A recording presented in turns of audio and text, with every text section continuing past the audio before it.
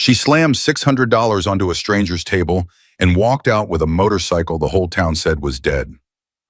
12 hours later, 80 Hells Angels surrounded her trailer, engines shaking the walls, chrome everywhere. Leather-clad men blocking every exit. Her children hid behind her legs. Her neighbors called the police. But these men didn't come to threaten her. They came because she'd found something buried in that rusted tank. 3 letters carved into steel. 3 letters that belonged to their murdered brother. And those 3 letters were about to expose a killer who had been hiding behind a badge for 15 years. Subscribe now and follow this story to the very end. Drop a comment telling me which city you are watching from. I want to see how far this journey reaches. Elena Garner hadn't slept in 36 hours. She stood in front of the bathroom mirror at 6 a.m., gripping the sink with both hands staring at a woman she barely recognized. 42 years old, bags under her eyes so dark they looked like bruises. Hair yanked back in a ponytail that pulled at her temples. Her hands still smelled like bacon grease from the double shift she'd just finished. "You're out of your mind," she whispered. "Completely out of your damn mind." She pulled the envelope from her back pocket. $600. Crumpled 20s and 10s she'd hidden in the cookie jar for 4 months. Emergency money, survival money.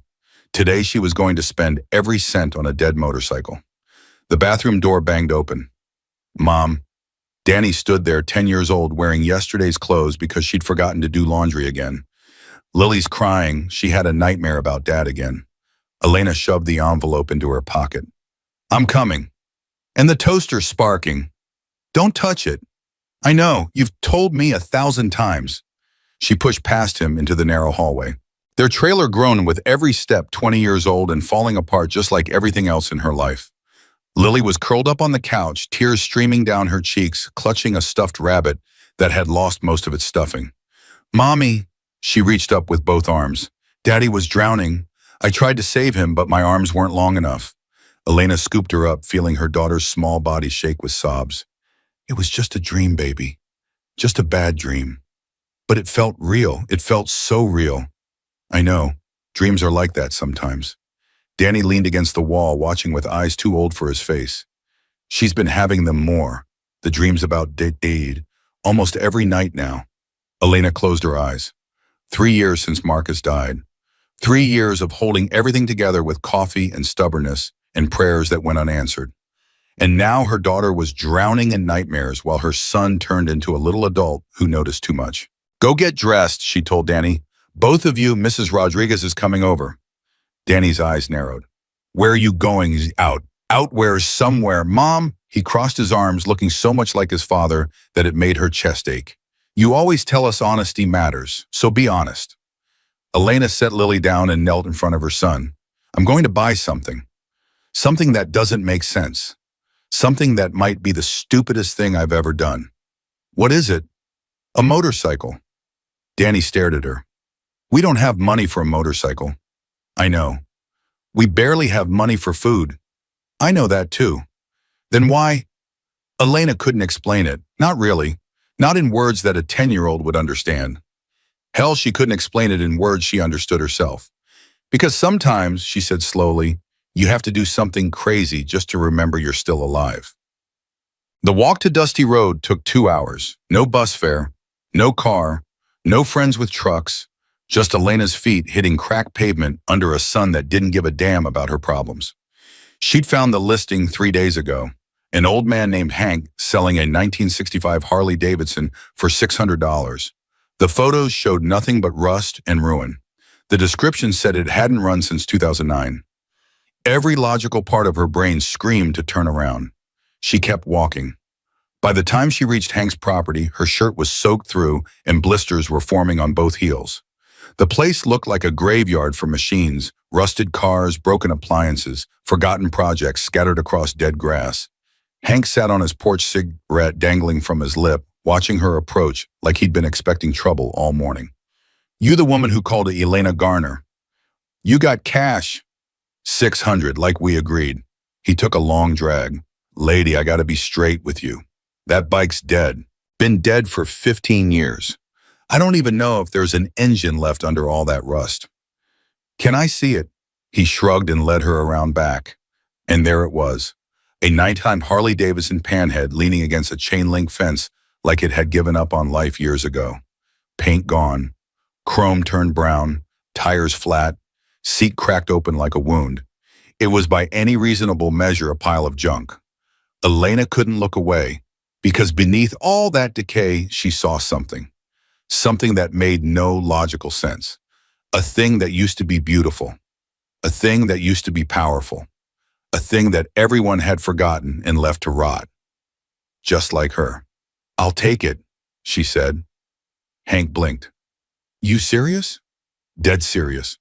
Lady, you could buy a working scooter for this money, something that actually, runs."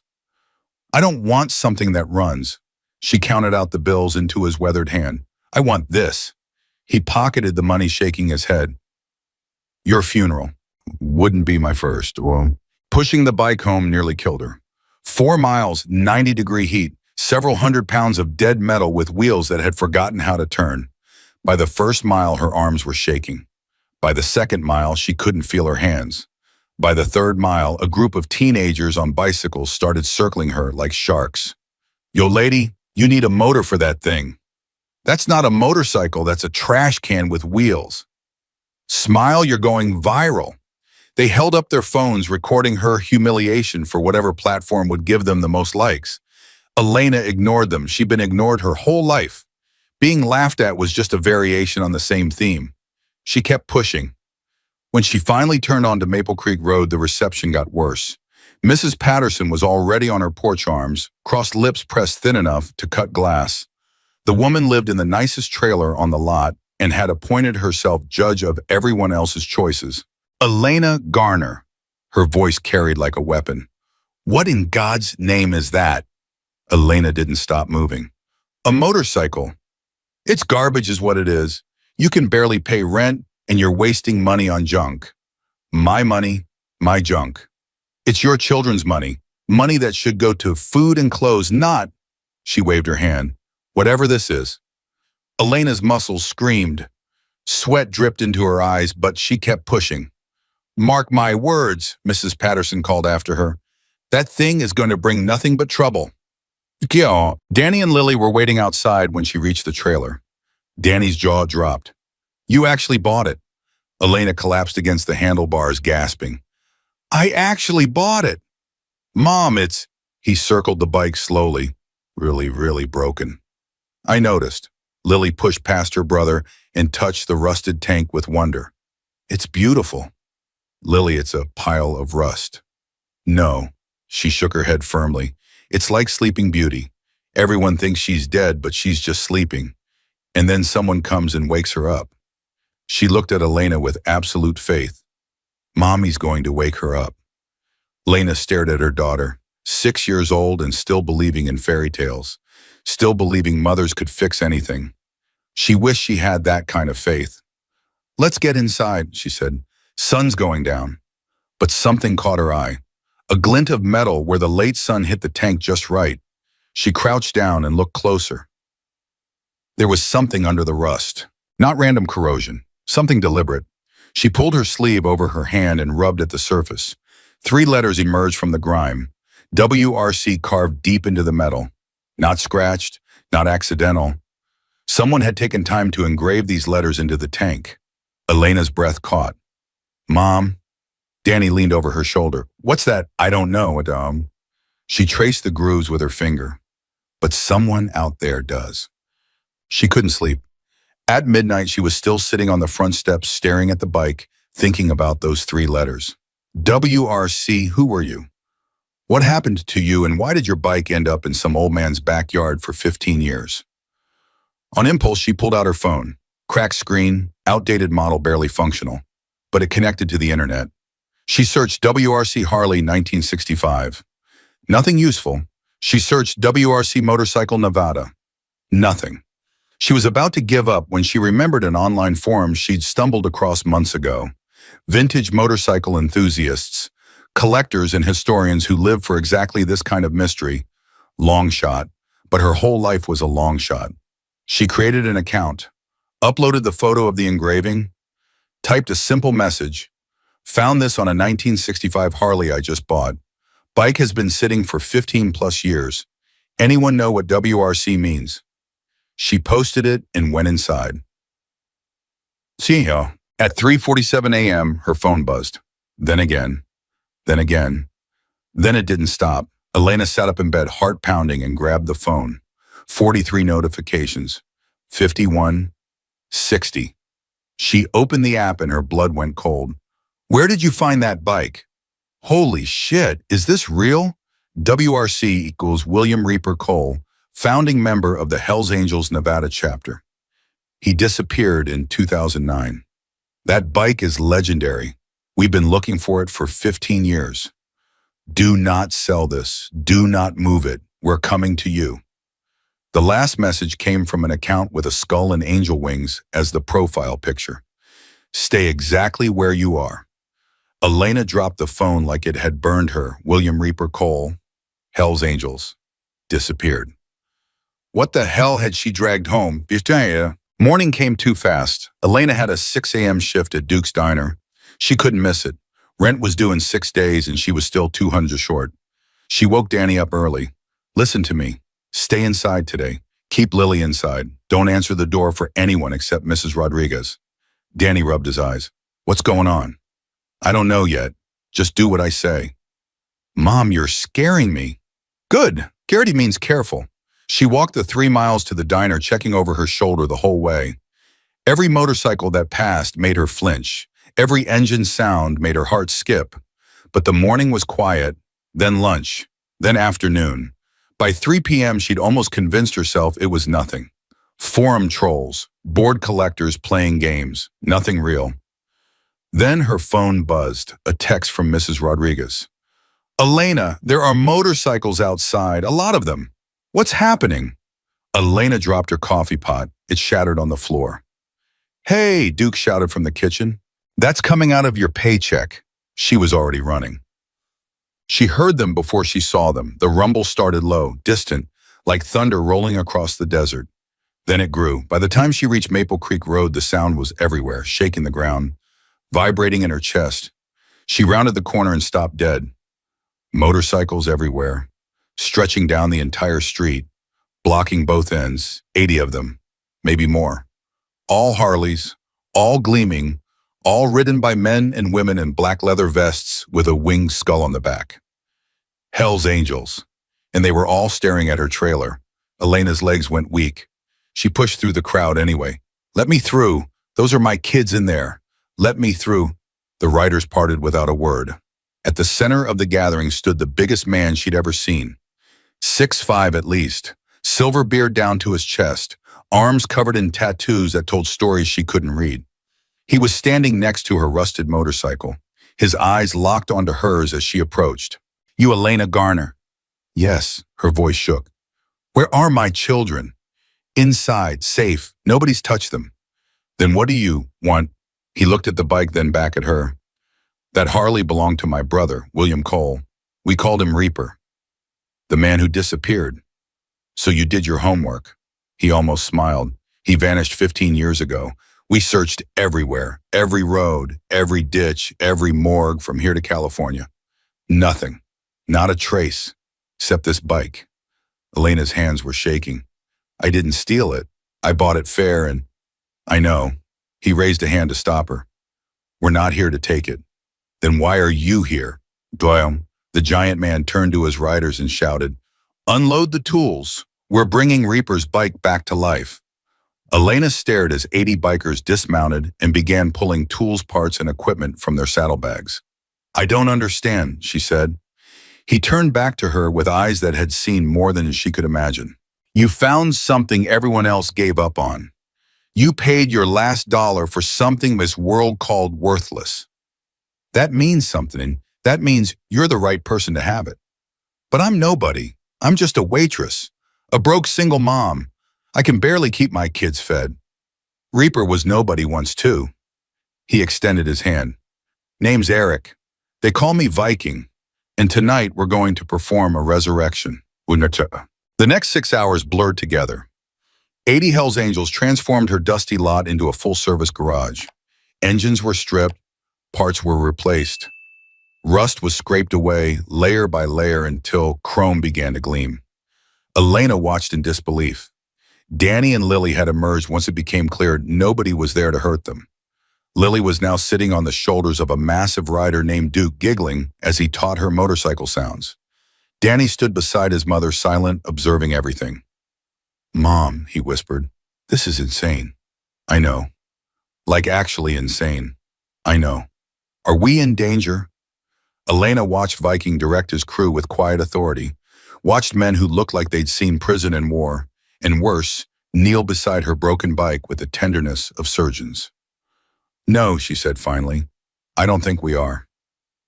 As the sun began to set, Viking approached her. "There's something you need to see." He led her to the bike and crouched beside the frame. "Reaper built this compartment himself, hidden. Nobody knew about it except him and me." He pressed on a section of metal that looked solid. A panel clicked open. Inside was a leather-wrapped package and a brass key. Elena's hands trembled as he placed them in her palms. "Open it!" She unwrapped the leather slowly. A small journal, weathered, worn, filled with handwriting that slanted hard to the right, and tucked inside the front cover was a photograph. Elena's world stopped. A young woman stared back at her from the faded image. Dark hair, tired eyes, a bruise barely visible beneath her makeup. Elena knew that face. She knew it because she saw it every time she looked in a mirror. "That's my mother," she breathed. "That's my mother." Viking went still. "You're sure, Linda Crawford? She died 12 years ago." Elena's voice cracked. "Why would your brother have a picture of my mother?" Viking took the journal from her trembling hands and flipped it open. His eyes scanned the pages. His expression shifted from confusion to shock to something that looked almost like awe. "What was your mother's maiden name of Crawford?" "No, Linda Crawford." He found a page and held it up. "Read this." Elena took the journal. March 2007. The handwriting was tight, controlled. Crawford family. Mother Linda, daughter Elena 15, father Richard violent armed, extraction successful, relocated to Nevada, new identities arranged, daughter doesn't know, keep it that way. Some angels work better in shadow. Elena read it 3 times, then she understood. Her father, Richard Crawford, the man who broke her mother's ribs, who shattered her jaw, who promised to kill them both if they ever tried to leave. They had escaped. One night, no warning, her mother had woken her at 2 a.m. and said, "Pack one bag. We're leaving forever." Elena had never known how. Her mother had never explained. Now she knew. "Reaper saved us," she whispered. 15 years ago, he saved my life." Viking nodded slowly. He ran a network, off the books, helped women escape bad situations, moved them to safety, never asked for anything in return. Why? Because his own mother died at his father's hands when he was 12. He swore he'd never let another woman suffer the same fate. Elena clutched the photograph against her chest. Tears she'd held back for years finally spilled over. "I never knew," she sobbed. "My mother never told me. She died without telling me." Viking placed a heavy hand on her shoulder. "Maybe she wanted you to find out for yourself, when you were ready." "But how did his bike end up with my pillow?" "I don't believe in accidents," Viking said, "and neither did Reaper. That bike was meant to find you. Somehow, some way it was meant to find you." Behind them, an engine roared to life. Elena turned. The bike. Her bike. The rusted corpse she dragged home was now gleaming black and chrome, fully restored, fully alive. Danny grabbed her arm. "Mom, listen to it." The rumble was deep, powerful, primal. Elena walked toward it in a daze. She placed her hands on the handlebars, felt the vibration run through her palms, her wrists, her arms. "She's ready," Viking said. "The question is, are you—" Elena looked at the journal in her hand, at the key she still hadn't identified, at the photograph of a mother who had kept secrets to keep her safe. "The key," she said. "What does it open?" Viking almost smiled. "Storage unit, Carson City. We found the address in the back of the journal." "What's inside?" "Only one way to find out." Elena looked at her children. Danny watching with fierce hope, Lily bouncing with excitement. She looked at the bike, her bike, Reaper's bike, the machine that had saved her once without her knowing. Something shifted in her chest, not fear, not grief, something she hadn't felt in years. Purpose. Tomorrow, she said. We go tomorrow.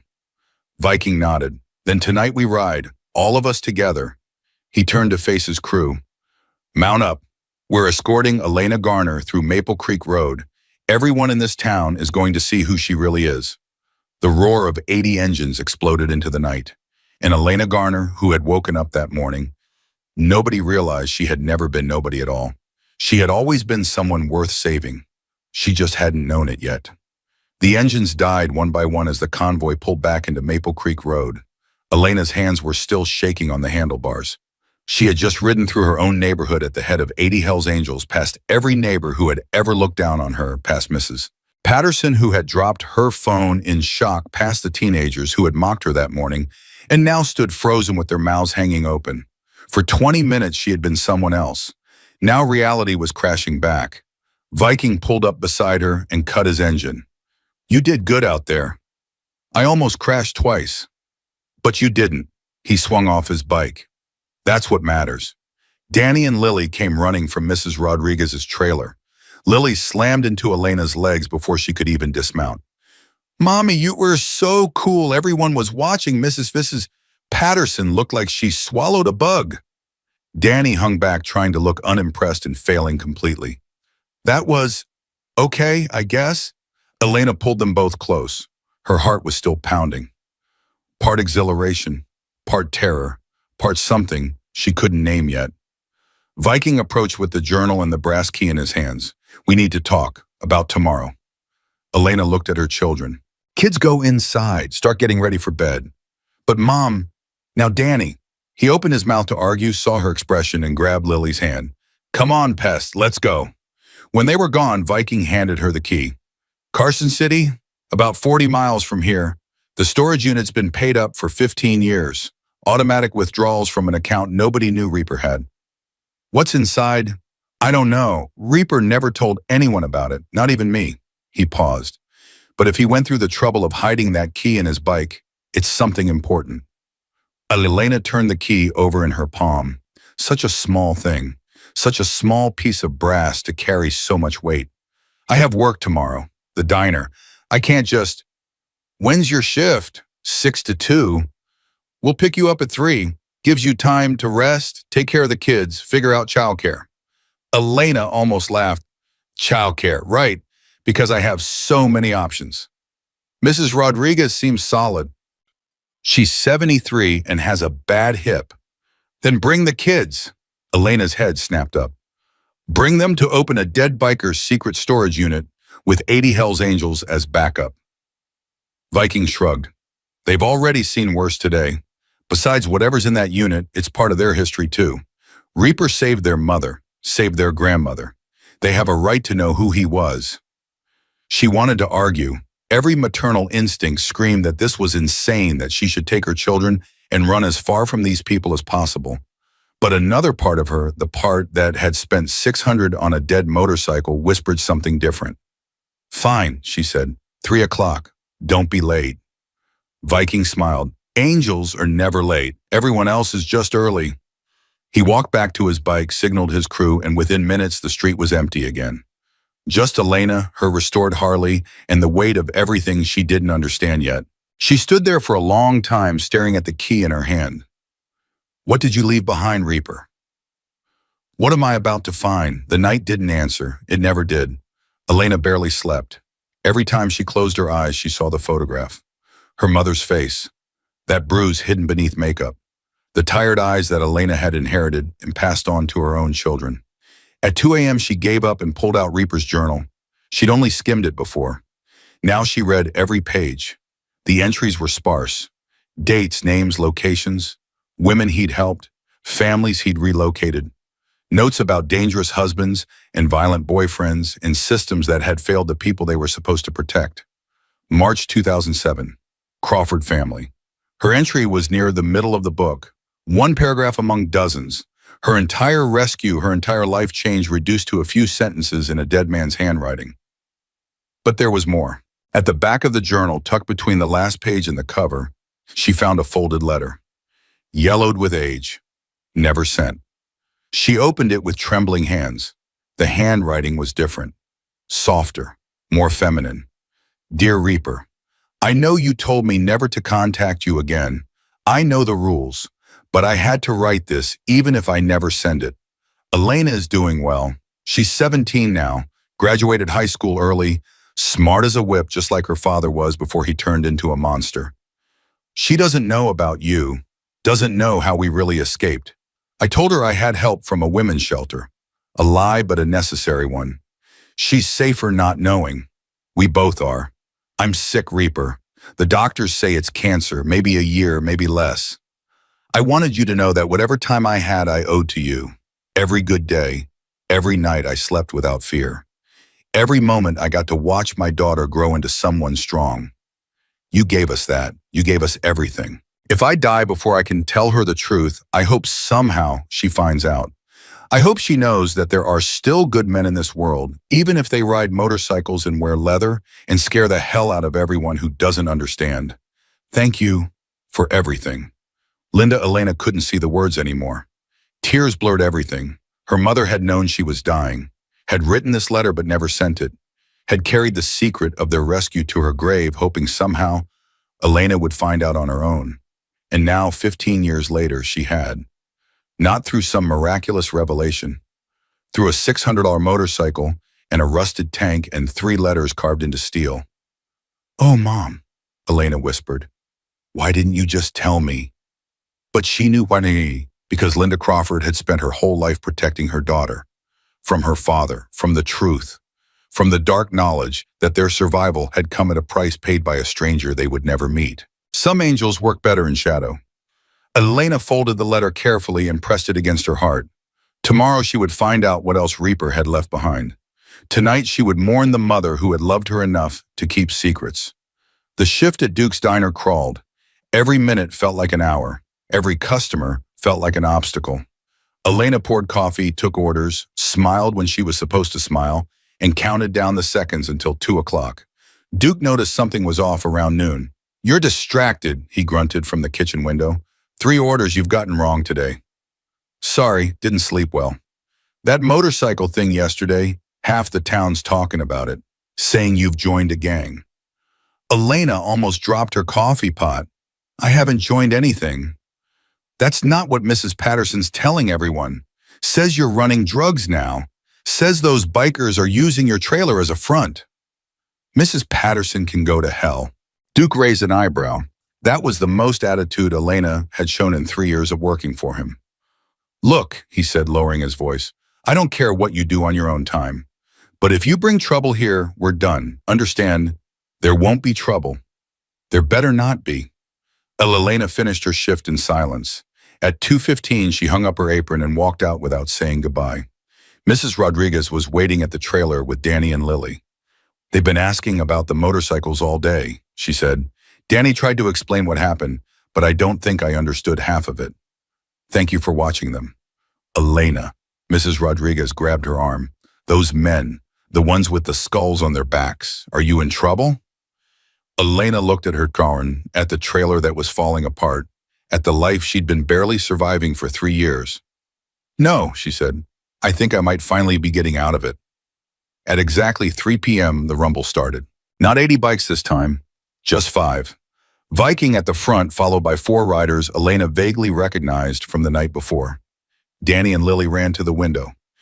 They're here, Mom, they're here. Elena took a deep breath. She changed into jeans and her least worn t-shirt. Her hair was pulled back. The journal and the letter were tucked into a backpack she'd borrowed from Danny. Okay, we're doing this. Doing what? Lily asked. Going on an adventure. What kind of adventure? The kind where we find out who we really are. Lily's eyes went wide, like a treasure hunt. Something like that. Danny looked more skeptical. Mom, is this safe? Elena crouched down to his level. I don't know, but I know that man out there, Viking, he could have taken the bike, could have taken the journal, could have done a lot of things. Instead, he restored the motorcycle and gave me the key to whatever's waiting in Carson City. That means something. What if it's bad? What if whatever's in there is dangerous? Elena pulled him close. Then we face it together, like we faced everything else. Danny was quiet for a moment. Then Dad would have liked this, wouldn't he? The mystery, the adventure. Elena's heart cracked a little. Yeah, baby, he would have loved it.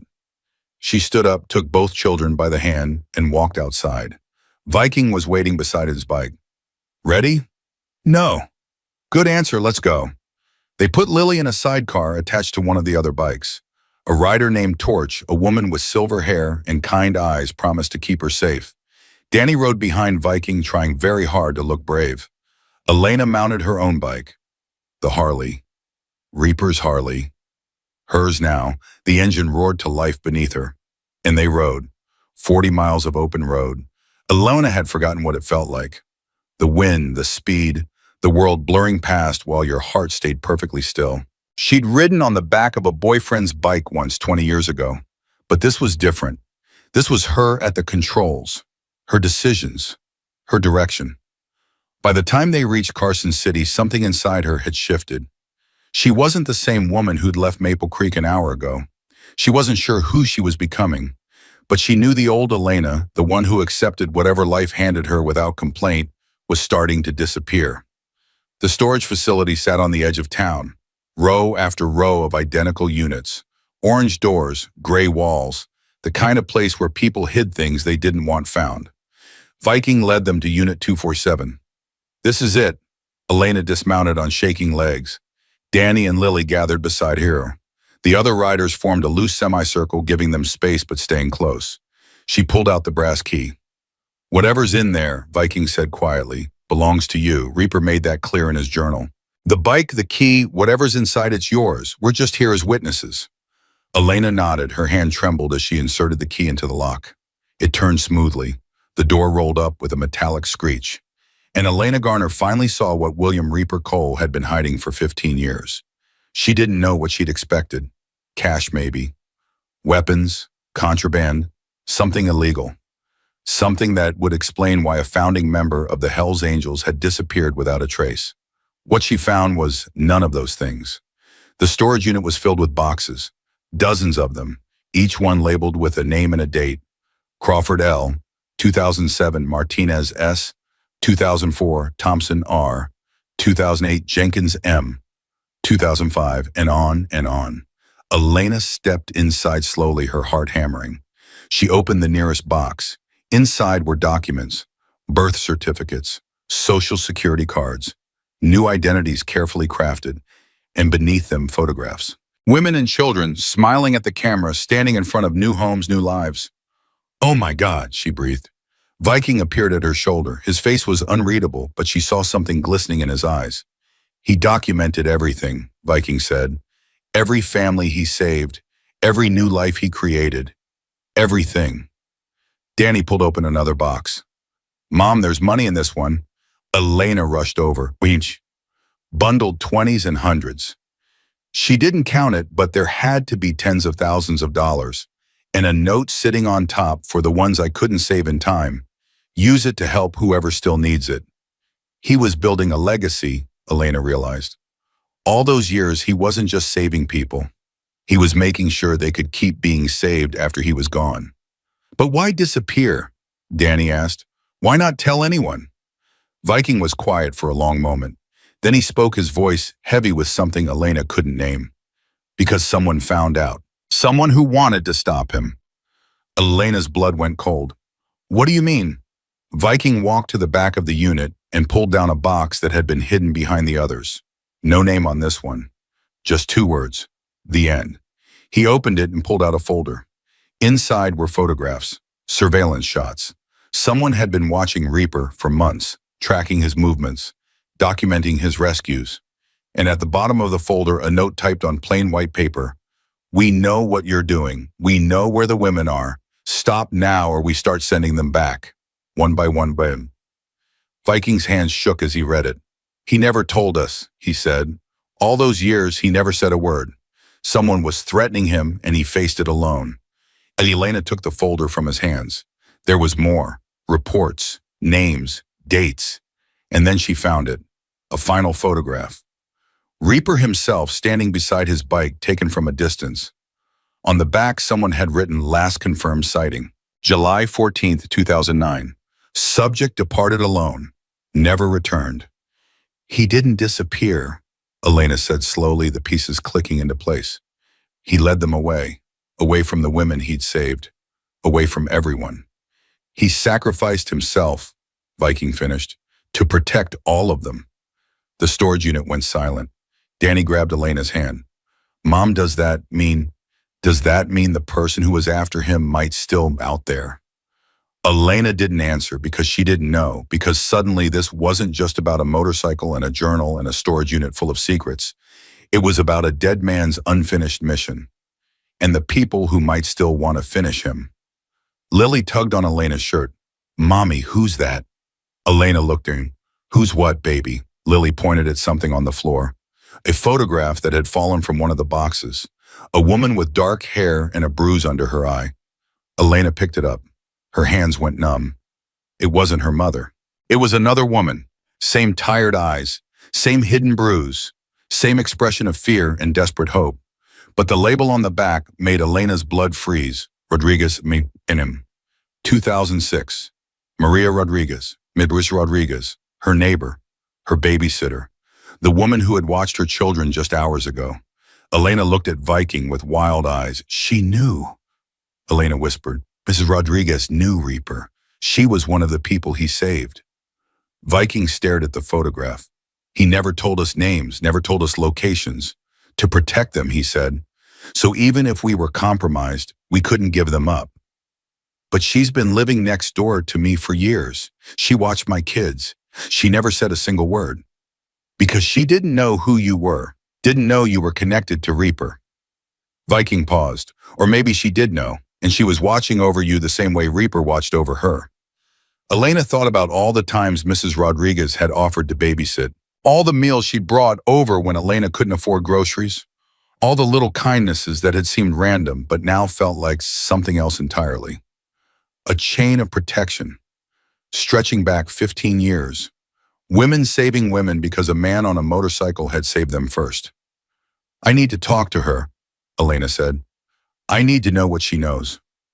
Not tonight, Viking said. Tonight we take what we found and we figure out our next move. Someone was hunting Reaper. If they're still out there, they might come for anyone connected to his network, including me, including you. Elena looked at her children. Danny was pale but steady. Lily was confused, clutching her stuffed rabbit, not understanding the danger but sensing the tension.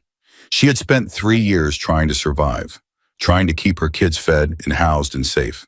Now she was standing in the middle of a dead man's legacy, holding evidence of crimes and courage and sacrifice, surrounded by bikers who had more honor than anyone who'd ever judged her. And somewhere out there, a threat that had destroyed Reaper was still lurking. Waiting. What do we do? She asked. Viking met her eyes. We do what Reaper would have done. We finish what he started. How? By finding out who was hunting him. He gestured to the boxes around them. Every answer we need is in here somewhere. Names, dates, patterns. Someone slipped up. They always do. Elena looked at the mountains of evidence, hundreds of documents, years of secrets. This could take weeks. Then it takes weeks, but you won't do it alone. He turned to the other riders. We're relocating this unit, taking everything back to the clubhouse, and we're putting a protection detail on Elena and her kids until we know who we're dealing with. Torch stepped forward. I'll take first shift. I've got second, another rider said. One by one they volunteered. Strangers who had become family in less than 48 hours. Elena felt tears burning her eyes. Why are you doing all this for me? You don't even know me.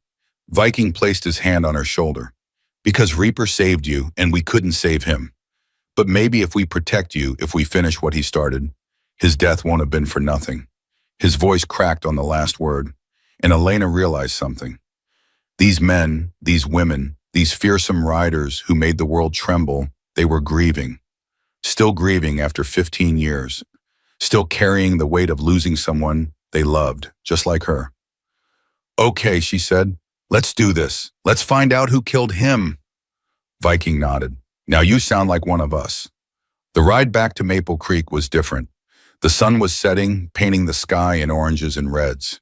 Elena rode at the center of the formation, this time protected on all sides. Danny held tight to Viking's back.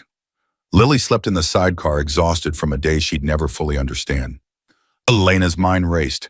Mrs. Rodriguez, the threatening letters, Reaper's disappearance, the boxes full of secrets. Everything was connected. Everything had been connected from the moment she'd walked into that stranger's backyard and handed over her last $600. The universe had been waiting for her, setting pieces in motion for 15 years. She just hadn't known she was one of the pieces. When they pulled onto Maple Creek Road, Elena saw something that made her heart stop. Police cars, 2 of them, parked in front of her trailer. Lights flashing. Viking raised his hand and the convoy stopped. "Stay here," he said. "Like hell." Elena was off her bike before anyone could stop her. "Those are cops at my home, with my kids." She ran. A uniformed officer stepped into her path. "Ma'am, are you Elena Garner?" "Yes." "What's going on? What happened?" "We received a call about suspicious activity. Someone claimed they saw armed individuals threatening you and your children." "Mrs. Patterson, it had to be. There was no threat. Those people are my friends." The officer looked past her at the line of Hell's Angels still sitting on their bikes. "Those people, ma'am, do you understand who those people are?" "I understand exactly who they are, and I understand that you have no reason to be at my home." Another officer approached. "Ma'am, we'd like to ask you some questions about a storage unit in Carson City, Unit 247. Your name came up in connection with it." Elena's blood turned to ice. How did they know she'd only opened the unit an hour ago? No one should have known except the people who were there. Unless someone was watching. Unless someone had been watching this whole time. Viking appeared at her side, his face calm but his eyes sharp. "Officers, is my friend under arrest?" "Not at this time." "Then she has no obligation to answer questions without a lawyer present. And since you don't have a warrant, I suggest you leave her property." The officers exchanged looks. One of them reached for his radio, and that's when Elena saw it. A black sedan parked at the end of the street. Tinted windows, engine running, someone behind the wheel watching. She grabbed Viking's arm. "There, end of the street. That car wasn't here before." Viking looked, his jaw tightened. "Everyone mount up," he said quietly. "We've got company." The sedan pulled away, slowly disappearing around the corner, but Elena had seen enough. Someone knew about the storage unit. Someone had called the cops. Someone was tracking her movements just like they'd tracked Reaper 15 years ago. The hunt wasn't over. It was just beginning. And now she was the prey.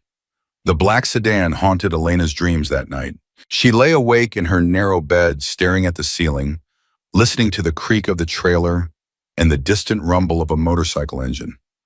Torch was parked outside first shift of the protection detail, her silhouette visible through the thin curtains. Someone was watching. Someone had tracked her to the storage unit, called the police, and then disappeared into the shadows like smoke. The same someone who had hunted Reaper 15 years ago, Elena didn't know, but she was going to find out. At 3 a.m., she gave up on sleep and crept into the kitchen. The boxes from the storage unit were stacked against the wall, transported by the Angels while she dealt with the police. Dozens of them, years of secrets waiting to be decoded. She pulled down the first box and started reading. Names, dates, locations, women who had fled violent husbands, children who had been smuggled to safety in the middle of the night, new identities created from scratch, complete with birth certificates, social security numbers, driver's licenses. Reaper hadn't just been saving lives. He'd been building entirely new ones. The scale of it staggered her. By 5 a.m., she'd gone through 3 boxes and found something that made her stop cold. A photograph. A man in a police uniform standing next to a woman with a black eye. The woman was smiling, but the smile didn't reach her eyes. On the back of the photo, Reaper had written Officer Dennis Harlow, wife Susan, 3 complaints filed, all dismissed. Department covered for him. Susan refused extraction, too scared. Update 2008. Susan Harlow found dead. Ruled suicide. We know better. Elena's hands shook. A cop. A cop had killed his wife and gotten away with it. And Reaper had known, had documented it, had tried to save her and failed. She flipped through more documents and found a follow-up note Harlow promoted to Detective 2010. Now working missing persons. Ironic. Keep distance, too dangerous to approach directly. Elena felt sick. A corrupt cop working missing persons. The same department that would investigate disappeared women. The perfect position to make sure certain cases never got solved. Was Harlow the one who had hunted Reaper? She grabbed her phone and searched his name. Detective Dennis Harlow, Nevada State Police. The search results made her blood freeze. He was still active, still working cases, still married to a new woman who, according to a brief news article from 2019, had recently filed for divorce. And his current assignment, cold cases. Specifically the disappearance of William Cole, suspected gang member missing since 2009. Harlow was investigating Reaper's disappearance. The fox was guarding the henhouse. Elena heard footsteps on the porch. She shoved the documents back into the box just as Danny appeared in the doorway. "Mom, what are you doing?" "Couldn't sleep." "You're lying. You've been going through those boxes all night. I heard you." She sighed. "You're too smart for your own good." "Dad used to say the same thing." Danny walked closer and looked at the paper spread across the table. "What did you find?" Elena hesitated. He was 10 years old. He shouldn't have to carry this weight, but he'd already carried so much. 3 years of poverty. 3 years of watching his mother break down and rebuild herself over and over. He deserved the truth. "I found a bad man," she said. "A really bad man who might be connected to what happened to Reaper." "Is he dangerous?" "Yes." "Is he coming for us?" Elena pulled her son close. "I don't know, baby, but I'm not going to let anything happen to you. I promise, Bum." Danny was quiet for a moment, then, "The angels are outside. They're protecting us, right?" "Right." "Then we're not alone." Such simple words, such profound faith. Elena kissed the top of his head. "No, sweetheart, we're not alone anymore." The knock came at 6 a.m. Elena's heart jumped. She grabbed the nearest weapon, a frying pan from the kitchen, and approached the door slowly. "Who is it?" "Maria, Mrs. Rodriguez." Elena set down the pan and opened the door. The old woman stood on the porch wrapped in a shawl despite the warm morning air. Her face was pale. Her hands were trembling. "We need to talk," she said. "Now, before they come." "Before who comes?" Mrs. Rodriguez looked over her shoulder at Torch, who was watching from her motorcycle. Then she turned back to Elena with eyes full of fear. "The people who killed William. They know you found the storage unit. They know you have the documents." Elena's blood went cold. "How do you know about the storage unit?" "Because I helped him build it." Mrs. Rodriguez's voice cracked. 15 years ago, I was one of the first women he saved, and I helped him create the network after that. I know everything, Elena. Every name, every safe house, every secret. Elena stared at the woman she'd known for years. The kindly neighbor who brought over meals, who watched her children, who had never once mentioned any connection to Reaper or the Hells Angels. "You've been lying to me," Elena said. "This whole time. I've been protecting you just like William protected us. By not telling me the truth, by making sure you never had to know." Mrs. Rodriguez's eyes filled with tears. "Your mother made me promise. Before she died. She said if anything ever happened, if anyone ever came looking, I should keep you safe without you ever knowing why." Elena felt like the ground was shifting beneath her feet. "My mother knew about you. We were friends after the relocation. She reached out to me because she needed someone who understood, someone who had been through what she'd been through." Mrs. Rodriguez wiped her eyes. "We talked every week until she died. She loved you so much, Elena. She just wanted you to have a normal life." "A normal life?" Elena laughed bitterly. "I'm a broke waitress living in a falling-apart trailer with 2 kids and a dead husband. How's that for normal? It's alive. That's more than many of us got." The words hit Elena like a slap. She thought of Susan Harlow. Ruled suicide. We know better. "Tell me everything," Elena said. "No more secrets, no more protection. I need to know who's hunting us." Mrs. Rodriguez hesitated. Then she nodded slowly. Invite me inside. This is going to take a while. They sat at the kitchen table as the sun rose over Maple Creek. Mrs. Rodriguez told her story in fragments. A husband who had seemed perfect until the wedding night. Years of escalating abuse. A broken arm that the doctors didn't question. A broken rib that healed crooked because she was too scared to go to the hospital. And then one night a knock on her door. A man in a leather vest. A skull with angel wings on the back. Calm eyes that had seen everything and judged nothing. He said he could get me out, Mrs. Rodriguez whispered. Said he had a van waiting. Said he'd take me somewhere safe, give me a new name, a new life. All I had to do was trust him. And you did. I had no choice. My husband had a gun. He'd started sleeping with it under his pillow. Said if I ever tried to leave, he'd use it. She paused. Reaper got me out 2 hours before my husband came home. If I'd waited any longer, I'd be dead. Elena processed this slowly. How did Reaper find you? A nurse at the hospital. She was part of the network. Noticed my injuries, asked the right questions, passed my name along. Mrs. Rodriguez smiled sadly. There were people everywhere, Elena. Teachers, nurses, social workers, even a few cops who hadn't lost their souls. All feeding information to Reaper, all helping him find the women who needed saving.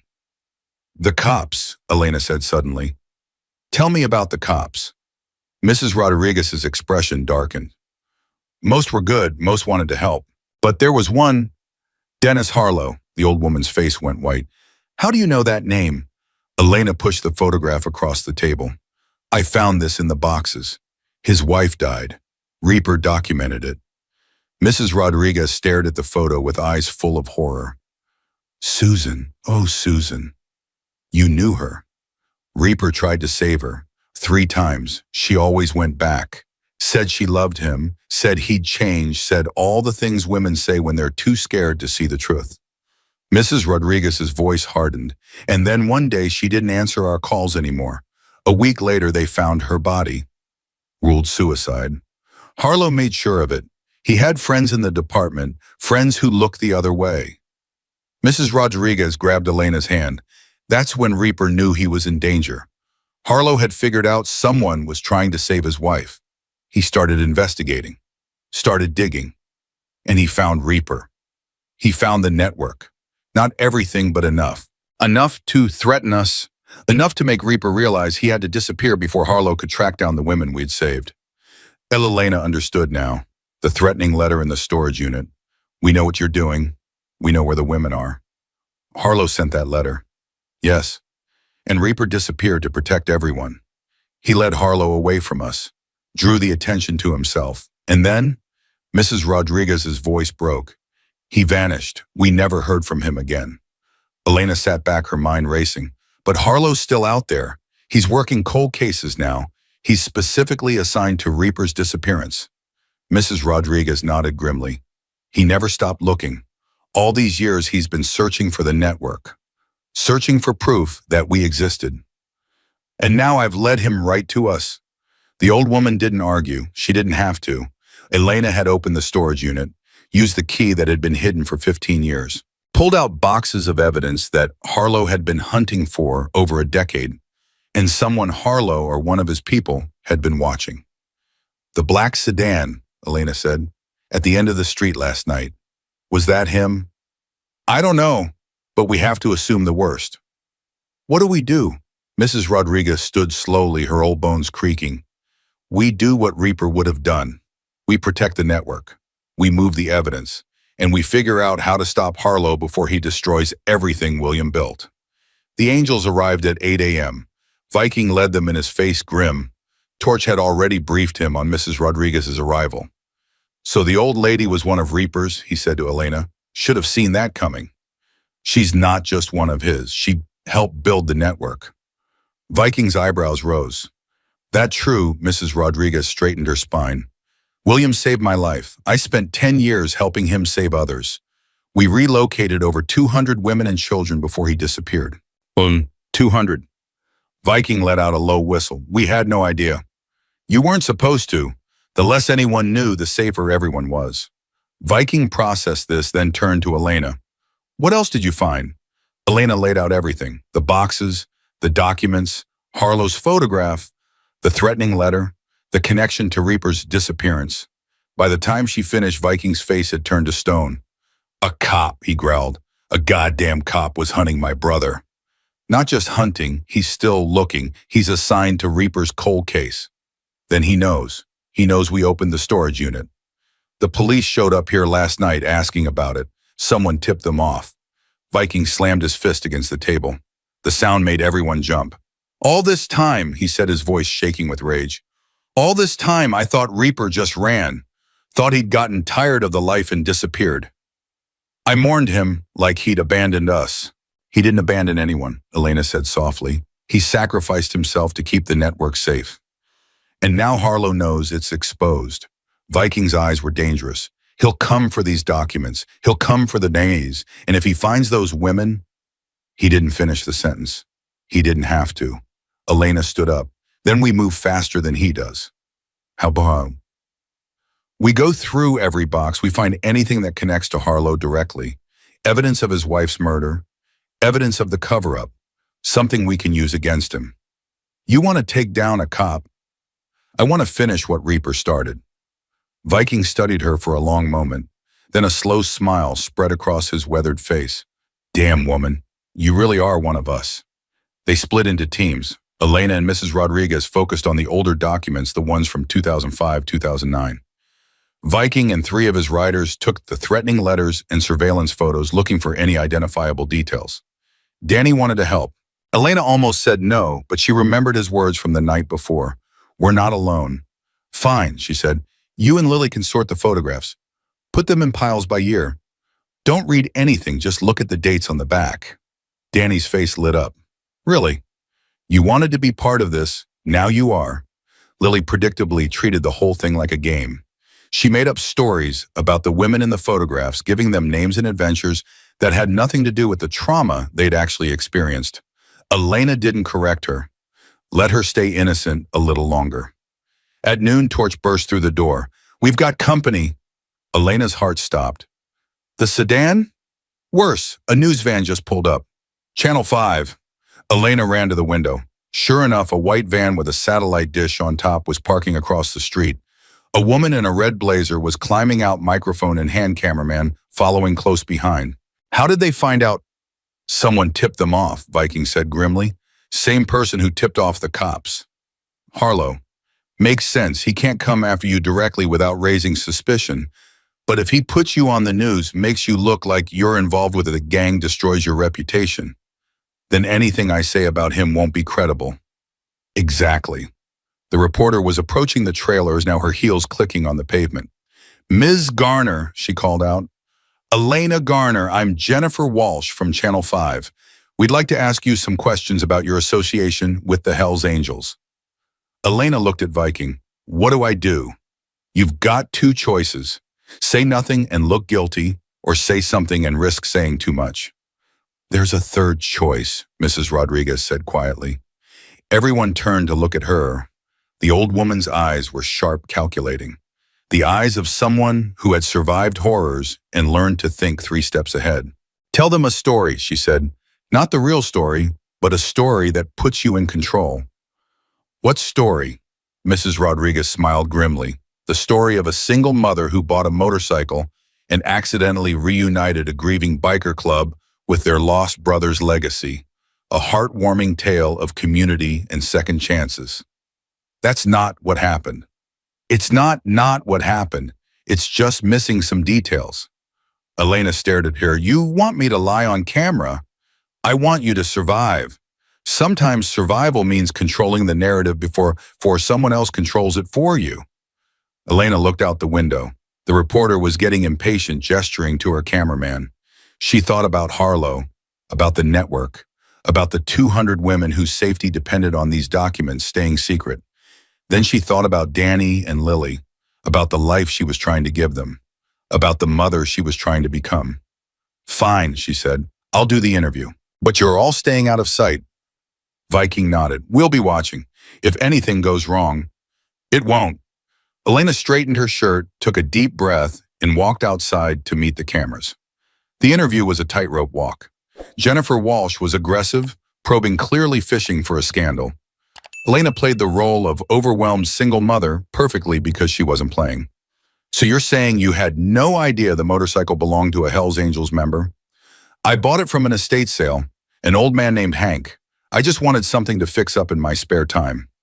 And when 80 bikers showed up at your door, I was terrified. But they explained that the bike had belonged to one of their founding members who passed away. They wanted to restore it as a tribute to his memory. And they just gave it back to you. They said he would have wanted it that way, that he believed in second chances. Elena delivered the lines with just enough emotion to be believable, not too polished, not too rehearsed, just a tired woman caught up in something bigger than herself. Jennifer Walsh looked disappointed. This wasn't the gang expose she'd been hoping for. One more question, Ms. Garner. There are rumors that the police are investigating you in connection with a storage unit in Carson City. Can you comment on that? Elena's heart skipped, but she kept her face neutral. I don't know anything about that. You'd have to ask the police. So you're denying any connection? I'm saying I'm a waitress who bought a motorcycle. That's all I am. Jennifer Walsh studied her for a long moment, searching for cracks, finding none. Thank you for your time, Ms. Garner. The camera shut off. The reporter walked back to her van, frustration evident in every step. Elena exhaled slowly. One battle won, but the war was just beginning. That evening, Viking gathered everyone in the trailer. We found something, he said, holding up a yellowed piece of paper. In the surveillance photos from Harlow's folder. Look at this. Elena took the paper. It was a receipt from a gas station dated July 14, 2009, the same day Reaper had last been seen. So, look at the location, Miller's Gap, 40 miles east of Carson City, middle of nowhere. Reaper went there. Someone did, and look at what they bought. Viking pointed to a line item, 20 gallons of gown, 2 shovels, and 50 pounds of lime. Elena's blood ran cold. Lime? That's what people use to decompose bodies faster. Yeah. The trailer went silent. Mrs. Rodriguez sat down heavily, her face ashen. He didn't run. He didn't sacrifice himself by leading them away. Viking's voice was barely a whisper. They killed him. Harlow killed him and buried him somewhere in Miller's Gap. Elena looked at the receipt in her hands. A tiny piece of paper. A gas station transaction from 15 years ago, and the first real evidence of what had happened to William Reaper Cole. We need to find that grave, she said. Viking nodded slowly. We need to find my brother, and when we do... He didn't finish the sentence, but everyone in that room knew exactly what would happen when they found proof of what Dennis Harlow had done. Justice, one way or another. They left before dawn. Elena kissed Danny and Lily goodbye while they were still half asleep. Mrs. Rodriguez would watch them. Torch and 2 other riders would stay behind as protection. I'll be back by tonight, Elena promised. Danny grabbed her hand. Mom, be careful. I will. I mean it. You're all we have. Elena's heart cracked. She pulled him close one more time, breathing in the scent of his hair, memorizing the feel of his small body against hers. I love you, she whispered. Both of you, more than anything. Then she walked out into the cold morning air and mounted her Harley. Viking was waiting with 15 riders. Not the full crew, too conspicuous. Just enough to handle whatever they might find at Miller's Gap. You ready? He asked. Elena looked back at the trailer one last time, at the life she was leaving behind, even if only for a day. No, she said. Let's go anyway. The ride took 2 hours. They followed back roads and forgotten highways, avoiding any route that might have cameras or witnesses. Viking had done this before, moved in shadows, stayed invisible. It was how the club had survived for decades. Elena rode beside him, her mind churning. 15 years. Reaper had been missing for 15 years. His body, if the receipt meant what they thought it meant, had been rotting in some unmarked grave while Harlow walked free, got promoted, married again. The injustice burned in her chest like acid. How are you holding up? Viking called over the engine noise. I'm angry. Good. Angry keeps you sharp. Is that how you've survived all these years, anger? Viking was quiet for a moment.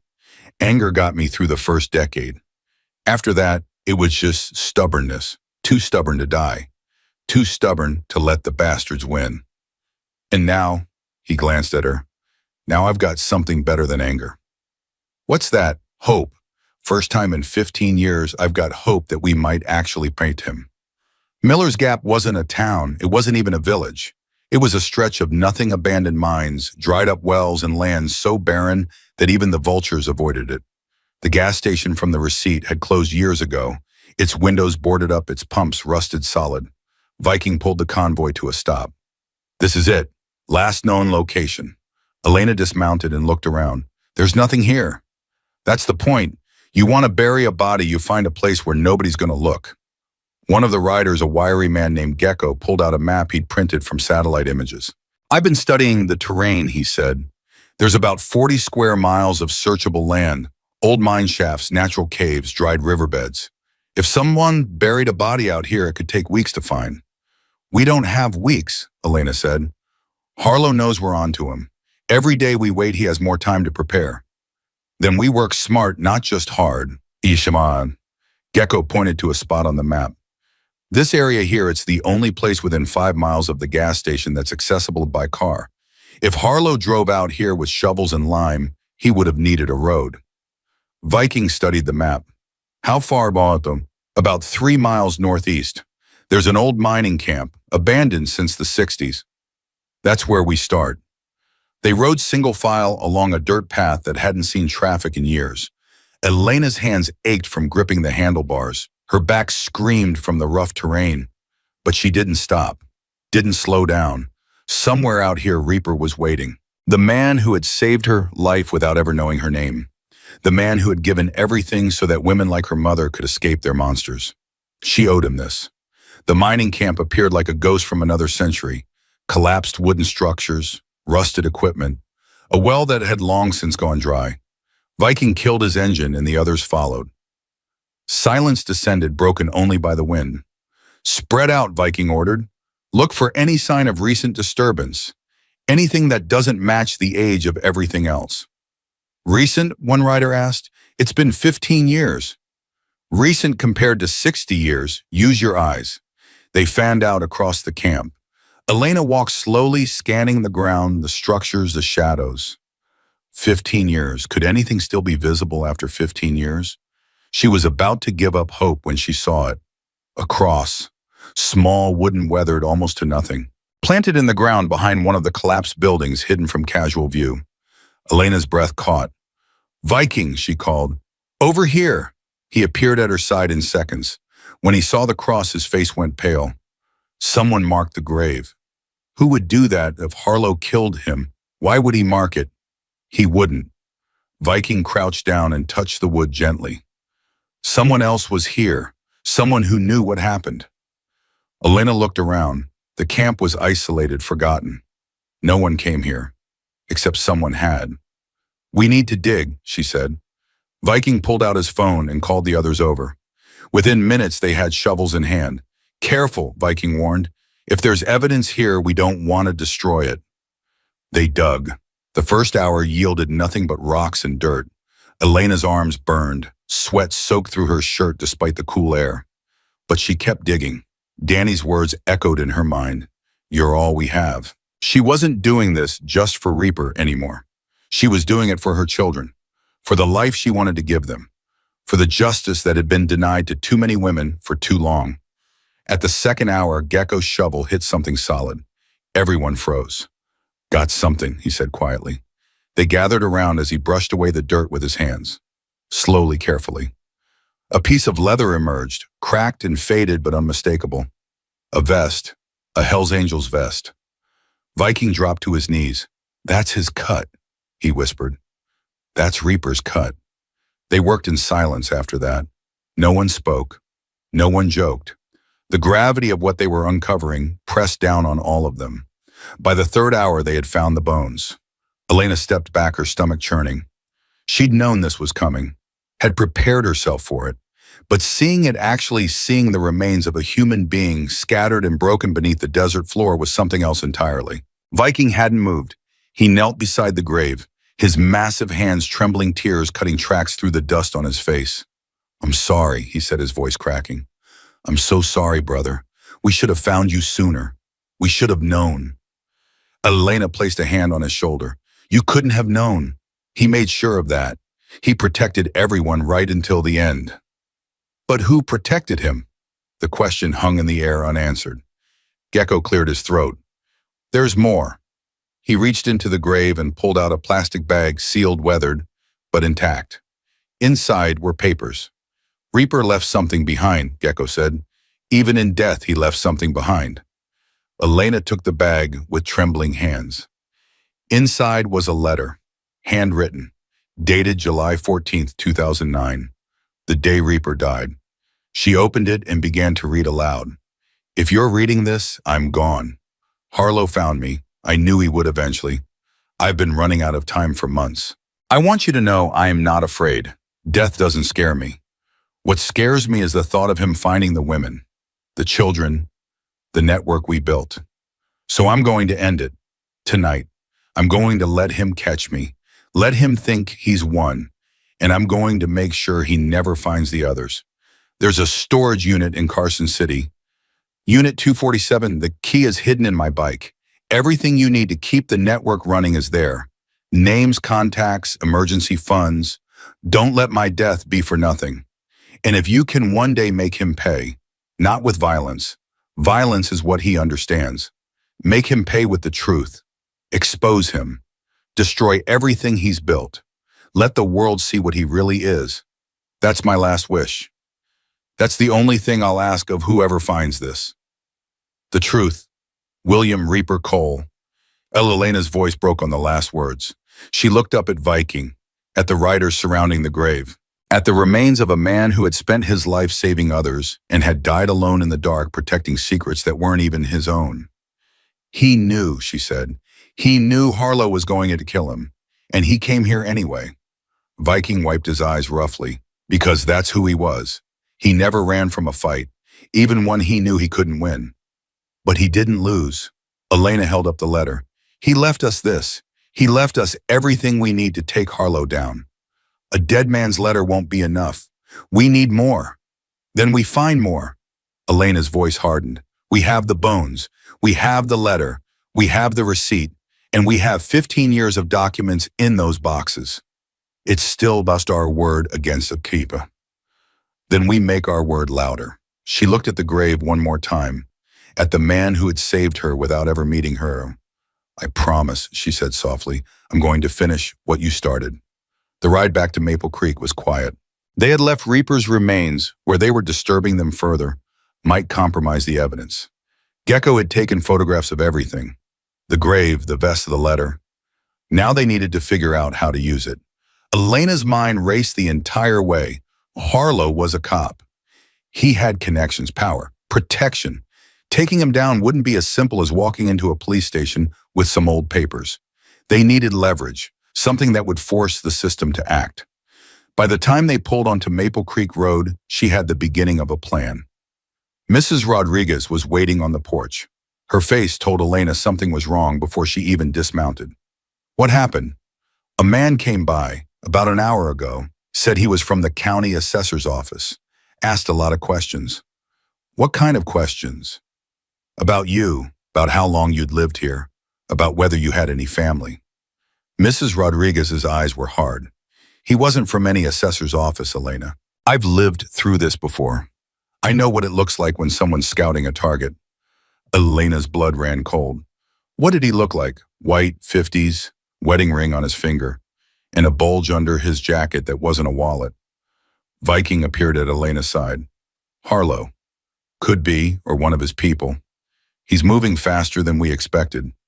Elena pushed past them and ran into the trailer. Danny, Lily. They were in the bedroom playing cards on the floor, safe, unharmed. "Mom!" Lily jumped up. "You're back. Did you find the treasure?" Elena pulled them both into her arms, holding them so tight they squeaked in protest. "Mom," Danny said, his voice muffled. "You're crushing us." "I know, I don't care." She held them for another long moment, then pulled back and looked at Danny. "Did you see the man? The one who came by earlier, Danny nodded slowly. Mrs. Rodriguez made us hide in the bathroom, but I peeked through the crack in the door. He was tall, had a weird smile, like he was pretending to be nice but wasn't. Did he see you? No, I was careful. Elena exhaled. Good. You did good. Viking appeared in the doorway. We need to move. Tonight. If Harlow's sending people to scout, it means he's planning something. Move where? The clubhouse. It's secure. We can protect you there. Elena looked around the trailer. The only home her children had ever known. Cramped, falling apart, but theirs. For how long? Until this is over. She didn't want to uproot them, didn't want to pull them out of school away from what little stability they had, but she also didn't want them dead. Okay, she said, give us 20 minutes to pack. They moved like refugees. Elena grabbed the essentials. Clothes, medications, the stuffed rabbit Lily couldn't sleep without. Danny insisted on bringing his father's watch, the only thing of Marcus's they still had. Mrs. Rodriguez was coming too. She knew too much to leave behind. By 10 p.m. they were on the road, a convoy of motorcycles escorting a borrowed van through the dark Nevada night.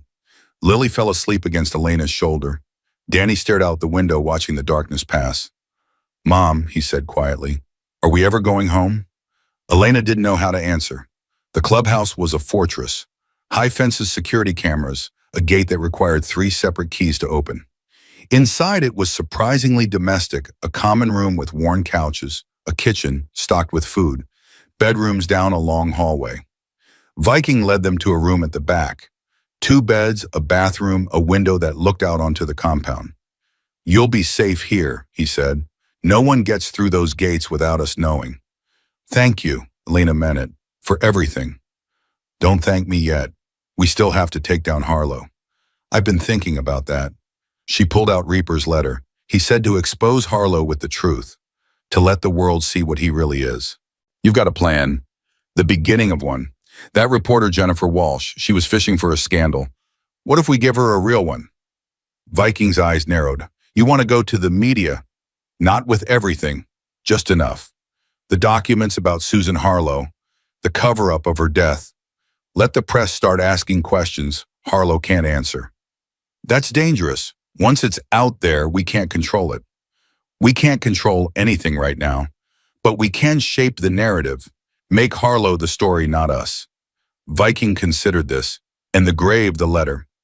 We save those for when the pressure builds, for when he starts to crack. A slow smile spread across Viking's face. You're thinking like a general. I'm thinking like a mother. I want my kids to grow up in a world where men like Harlow don't get away with murder. The next morning, Elena made the call. Jennifer Walsh answered on the second ring. Ms. Garner, this is unexpected. I have a story for you. A real one this time. A pause. I'm listening. Not over the phone. Meet me in person. And come alone. How do I know this isn't some kind of setup? You don't. But if you want the biggest story of your career, you'll take the risk. Another pause, longer this time. Where they met at a diner 2 towns over. Neutral territory. Elena slid into the booth across from Jennifer. The reporter looked different without her camera crew, younger, hungrier, more real. What have you got? Elena placed a folder on the table. In 2008, a woman named Susan Harlow died, ruled suicide. Her husband was a cop, Dennis Harlow, same man who's now a detective working cold cases. Jennifer opened the folder. Her eyes widened as she scanned the contents. These are internal police documents. Witness statements that were never followed up, medical records showing prior abuse, a pattern of violence that the department chose to ignore. Where did you get this? Does it matter? Jennifer looked up. It matters to my editors. Tell them it came from a confidential source, a source who has more, much more.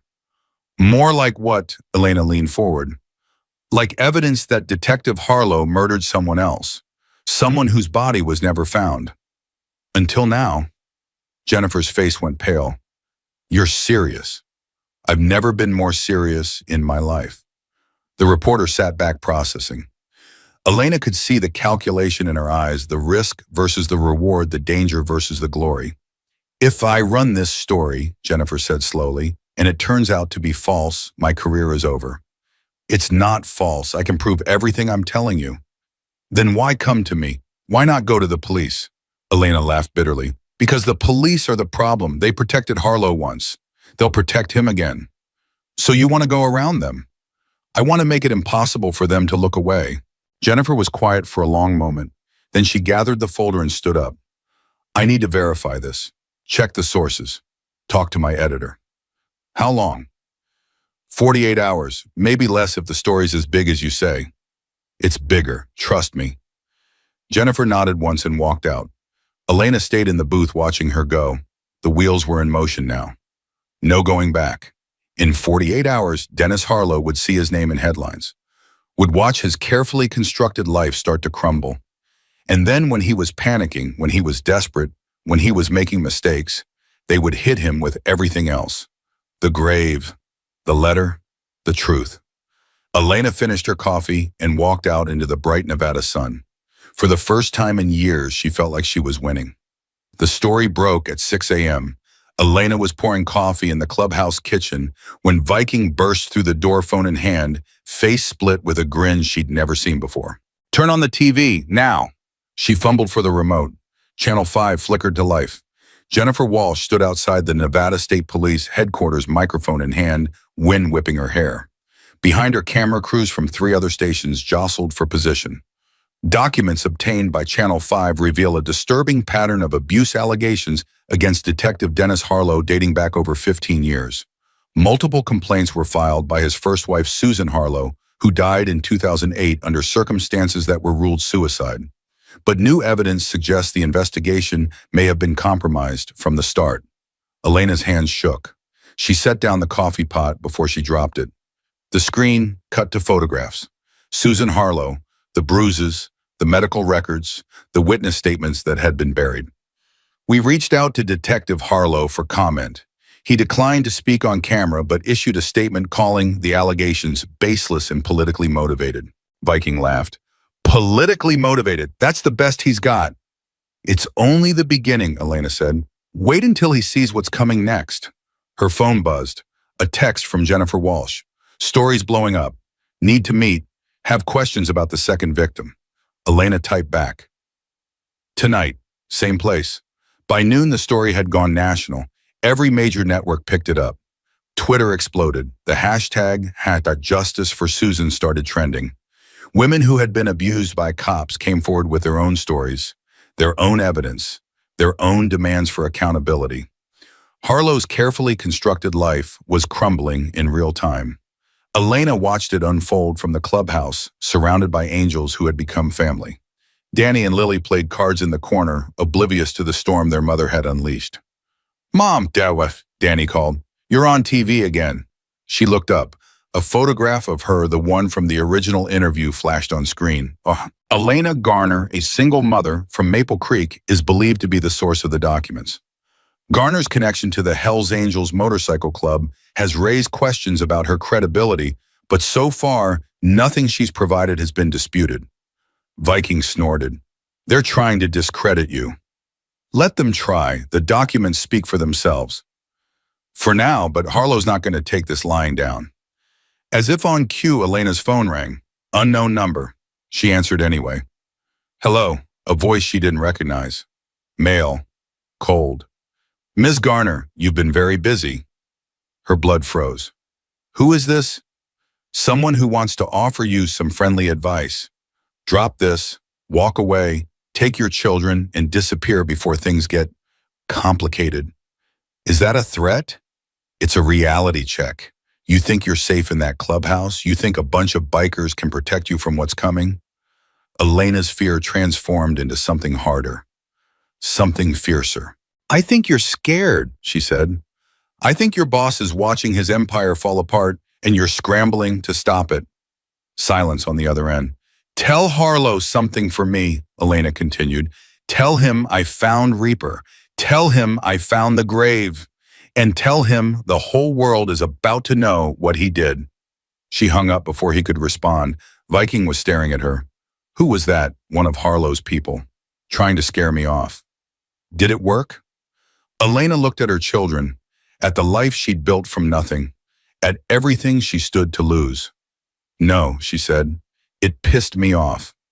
The second meeting with Jennifer Walsh happened at midnight. Same diner, same booth.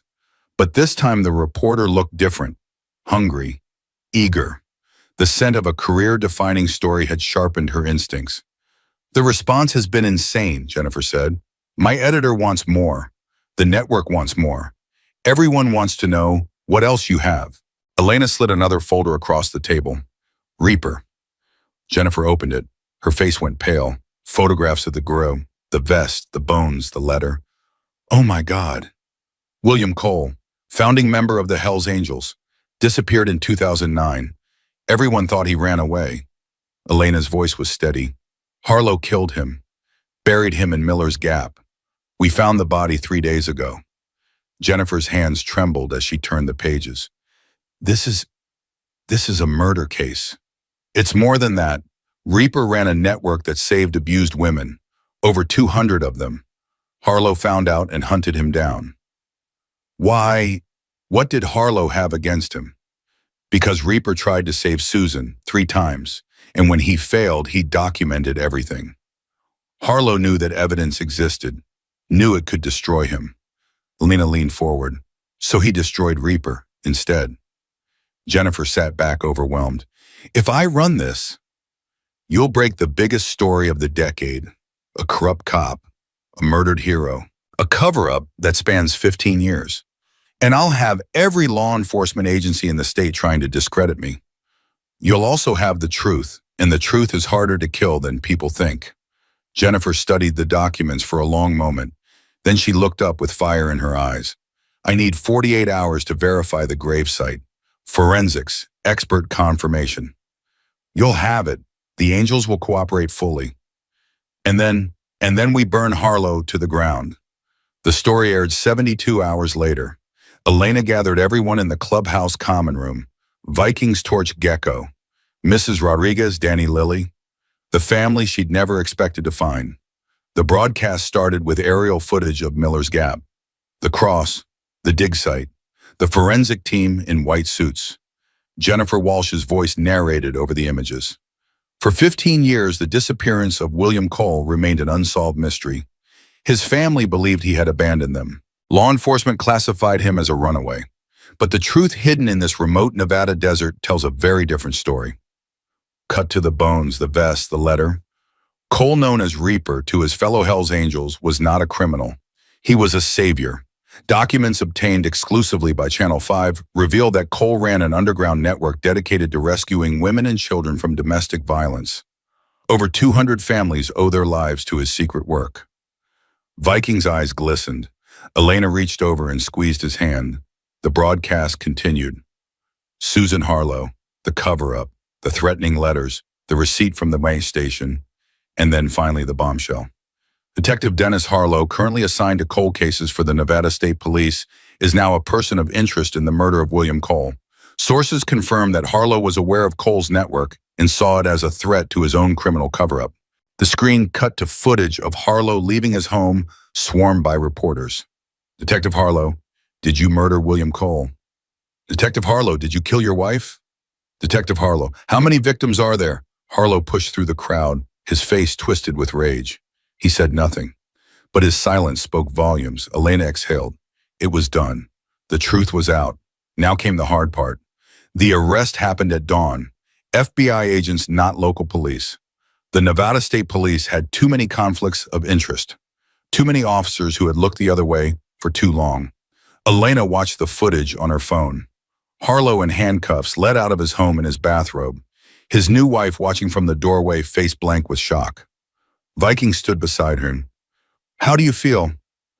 I don't know yet. Ask me when he's convicted. He will be. There's too much evidence. Too many witnesses. He can't wiggle out of this.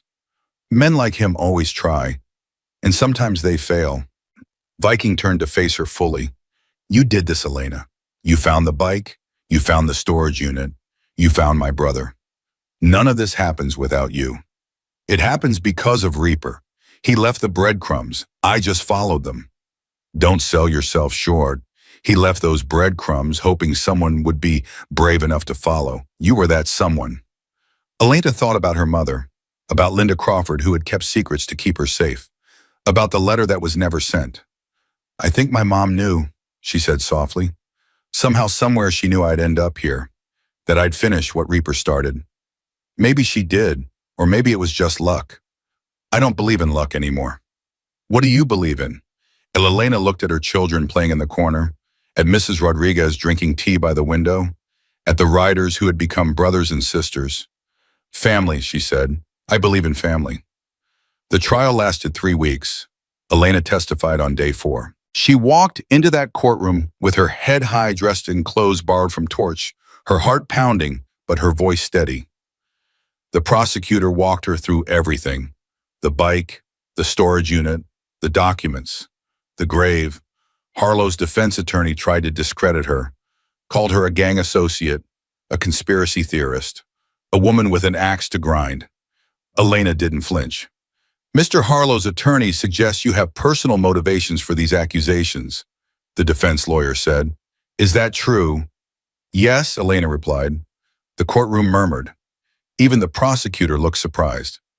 My motivation is personal, Elena continued. Reaper saved my life when I was 15 years old. He helped my mother escape my abusive father. He gave us new identities, a new home, a new chance. I didn't know any of this until I found his bike. She looked directly at Harlow. So yes, it's personal, because he saved me, and your client murdered him for it. The courtroom went silent. Harlow's face had gone gray. Elena stepped down from the stand and walked past him without another glance. Some monsters didn't deserve her attention. The verdict came on a Thursday afternoon. Guilty on all counts. First-degree murder of William Cole. Second-degree murder of Susan Harlow. Obstruction of justice. Evidence tampering. Conspiracy. The judge sentenced him to life without parole. Elena was standing outside the courthouse when the news broke. Surrounded by Vikings, by Torch and Gecko, by Mrs. Rodriguez and the kids. Danny grabbed her hand. Mom, we won. We did, baby. We really did. Lily tugged on her shirt. Does this mean the bad man goes away forever? Forever and ever. Good, Lily nodded firmly. He was mean, I could tell. Viking appeared at Elena's side.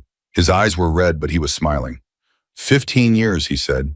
15 years I've been waiting for this. Was it worth it? Every second. He pulled something from his pocket. A small object wrapped in cloth. I've been saving this. Wasn't sure if I'd ever get to give it away. Elena unwrapped it carefully. A patch. A Hell's Angels patch. But not the standard design. This one had wings, angel wings surrounding a motorcycle. Reaper designed this, Viking said, for the women he saved. Called it the Guardian Patch. Said anyone who wore it was under the protection of every angel everywhere forever. Lena's eyes filled with tears.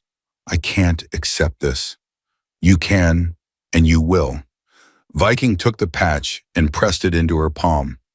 You're one of us now, Elena.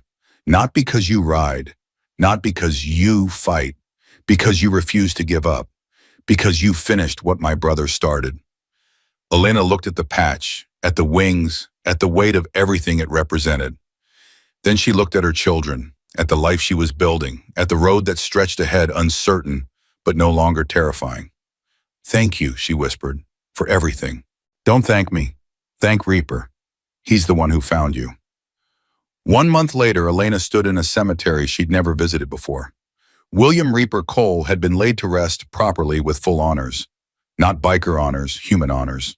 The recognition of a man who had spent his life saving others. The headstone was simple. Just his name, his dates, and 3 words, he saved us. Elena knelt beside it and placed a single flower on the grave. I never got to meet you, she said softly, but I know you now. I've read your journals. I've talked to the women you saved. I've seen the lives you changed. She paused, gathering her thoughts. My mother never told me about you. She wanted to protect me. But I think somehow she always knew I'd find my way back to this. To you. To the truth. Tears slipped down her cheeks. I want you to know that your network is still running.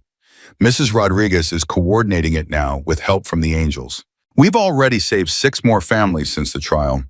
6 more women who get to start over because of what you built. She touched the headstone gently. And I want you to know about my kids. Danny's doing better in school. He doesn't have nightmares anymore. Lily still calls your bike the sleeping princess. She says you woke it up from heaven. Lena laughed through her tears. I don't know if there's a heaven. I don't know if you can hear me. But if you can, I just want to say thank you for saving my mother, for saving me, for giving me the chance to become who I was supposed to be. She stood slowly. Rest now, Reaper. Your work is done. We'll take it from here. She walked back to the parking lot where Viking was waiting.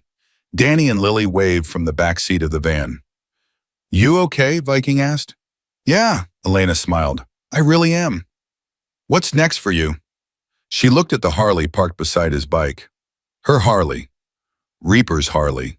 I'm going back to Maple Creek. Going to fix up the trailer. Get Danny enrolled in a better school. Maybe take some classes myself. And the network. I'll help where I can, but I'm not Reaper. I can't do what he did. Nobody's asking you to be him. Just be you. Elena nodded. That's the plan. She climbed onto her bike and started the engine. The rumble vibrated through her bones, familiar now, comforting. Danny stuck his head out the van window. Mom, race you home. You're in a van, dummy. So I believe in miracles. Elena laughed, a real laugh, the kind she hadn't been capable of a month ago. She revved the engine and pulled out of the lot, Viking riding beside her, the van following behind. The road stretched ahead, open and endless. 6 months later, Elena Garner stood on the porch of her new home.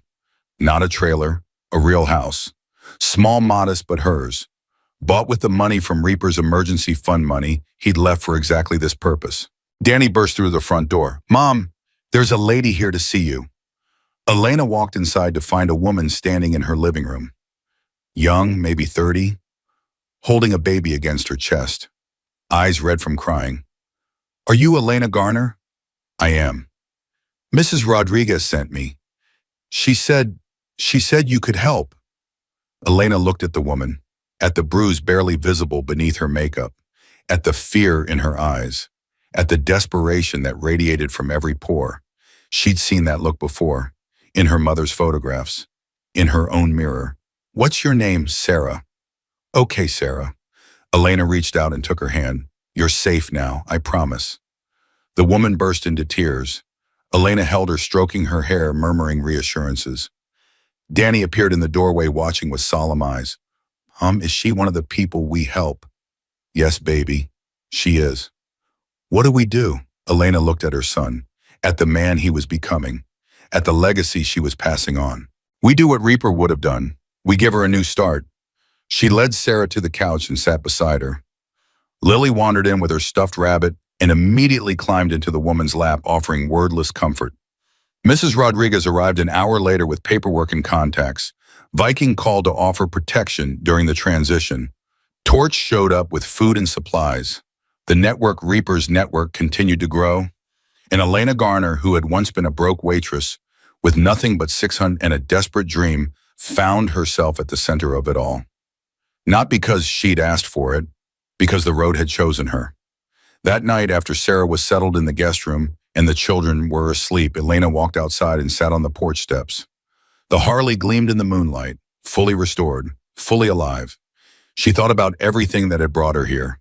The $600, the rusted bike, the 3 letters carved into steel, the storage unit, the grave, the trial, the women saved, the monster imprisoned.